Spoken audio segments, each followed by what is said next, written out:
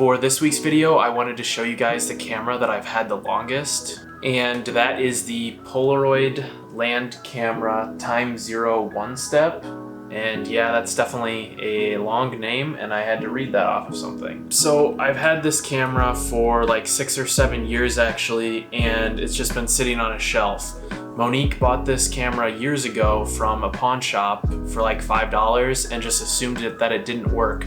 So it's been sitting on one of our shelves for years, and I finally decided to buy some SX-70 film and try it out, and surprisingly it actually worked. So oddly enough, I actually do have the flash as well for this, but for whatever reason, when I use the flash on top of it, like it connects, you know, up here like this, whenever the flash is attached, the camera doesn't work. So I'm not entirely sure what the reasoning behind that is.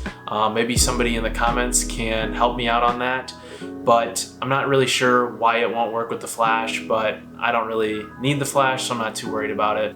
But in general, this camera is really cool. It's pretty fun to use. Unfortunately, you know, it's not too user-friendly. All it has is this compensation dial here to be able to change how much light goes in or doesn't go into the sensor. And that's pretty much the only thing that you have to go off of when it comes to this camera. It's super basic. There's not, you know, a ton of function to it, and it's a lot of trial and error. So far, I've shot 2 cartridges or rolls of film. I don't really know what you're supposed to call these, but I did shoot some behind the scenes of the second set that I shot. And for this second set, I actually shot the first 4 images while I was on a hike in Griffith Park.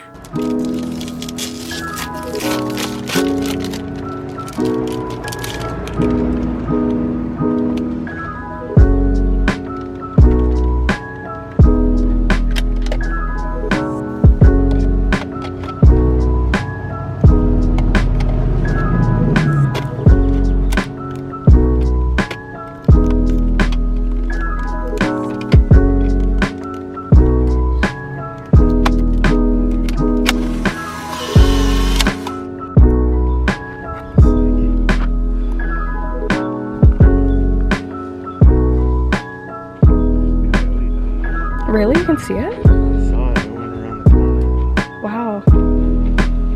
Watch out, Kai.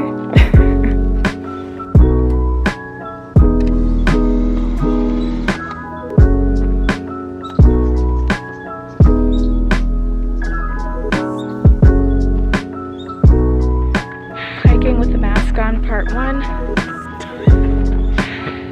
We're about, how far up the hill would you say? Not even a quarter of the way. Not even a quarter. And it sucks. It sucks so much. Tired, Kai? Kai?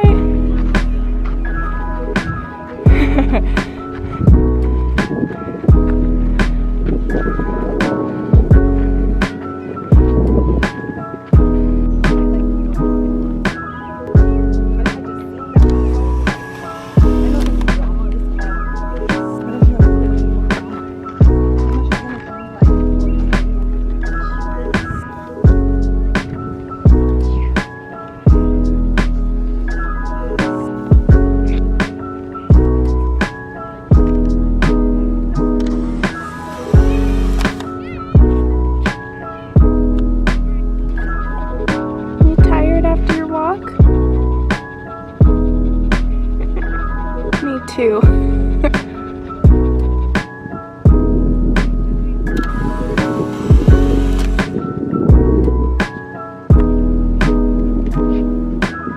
like when it comes out, it already has like a scratch on it. You see that?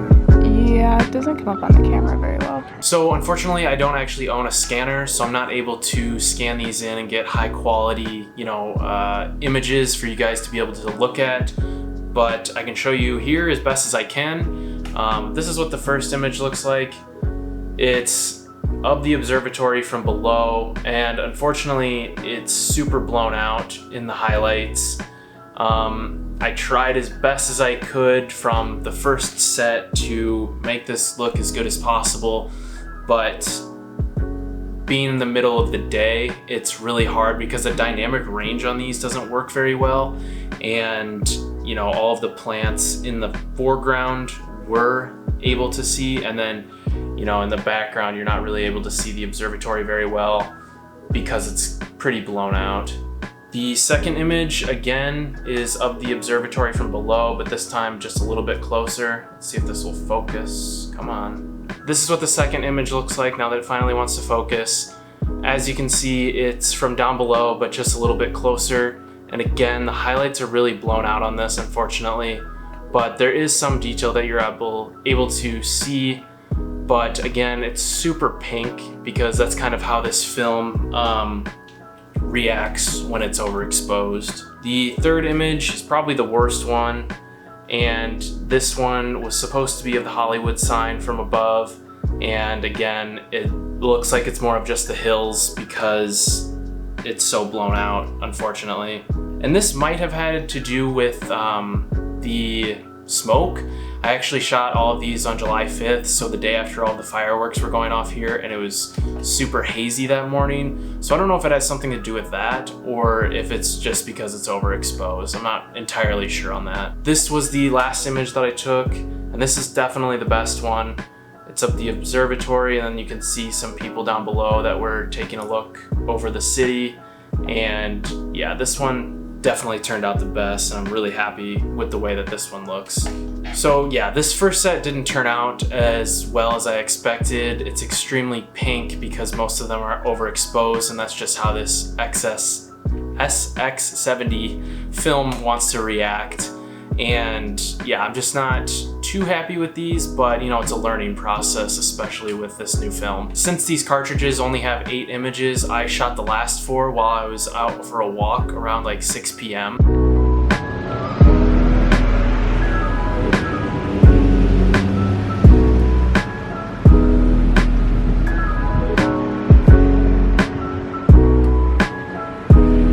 Problem is, I want it like up just slightly higher, so I almost want to do it blind.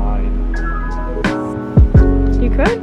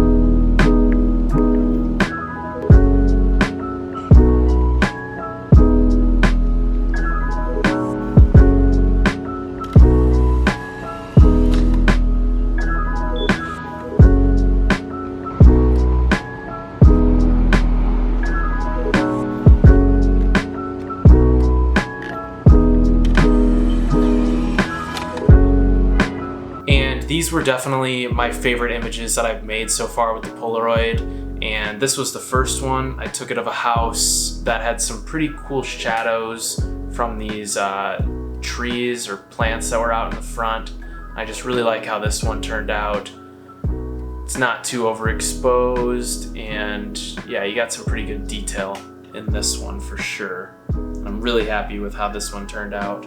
The second image, unfortunately, is pretty overexposed, and this is because of the dynamic range when it comes to this film. You can tell that the shadows are super dark, and then the highlights are super bright. So this one didn't turn out as nicely as I hoped, unfortunately. But again, it's a learning process, and I'm trying to figure it out. These next 2 are by far the best ones, and it's of this car that I just randomly came across in an alley. And these ones just turned out great. Unfortunately, I'm just not the biggest fan of how, you know, the colors look on Polaroids in general, and I'm slowly learning that, but it's definitely cool and I like how it looks. And then this one is more of a detailed shot of the crack in the windshield. I really like how this one turned out. You can see all the detail and yeah, it just looks really clean. So those were all of the shots that I took in this second cartridge of film from my Polaroid. I wanted to show you guys the first ones actually, but only 3 of them because I took a specific set of 3 when I was testing out the exposure compensation. So this was the first one that I took of Monique and Kai, and as you can tell, this one's fairly overexposed, but it does still have some detail to it and it's not too bad. This one I changed to be a little bit darker, and this one's of myself and Kai. As you can tell, you know, the highlights are still a little bit blown out and the shadows are kind of dark, but again, this is kind of how the dynamic range works on this film. It's just, you know, super touchy, and you have to, you know, really get the right lighting if you want everything to be exposed correctly. And then the third one was the darkest, and this one was of Kai. And again, this one's the darkest by far. Oh, focus please. And it's definitely the darkest, but it's the most evenly exposed. So I'm not really sure how I feel about this one. I think it's a little bit too dark.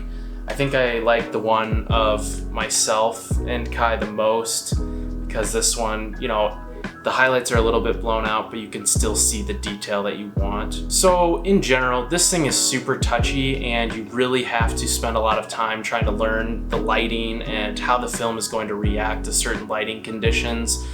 And unfortunately, that's really expensive, since I think 8 photos costs like $20. So you're gonna be doing a lot of testing, it's a lot of trial and error, and you're just gonna have to learn a lot. But if you like the colors and you like the instant film, which, you know, can definitely be cool and has a cool effect, and for memories it's pretty cool as well, this is definitely something that you could try out. There's tons of different options for Polaroid cameras. You definitely don't even have to get this one. There are a ton on the market, from Fujifilm, Polaroid, etc. I don't even know all of the different ones available.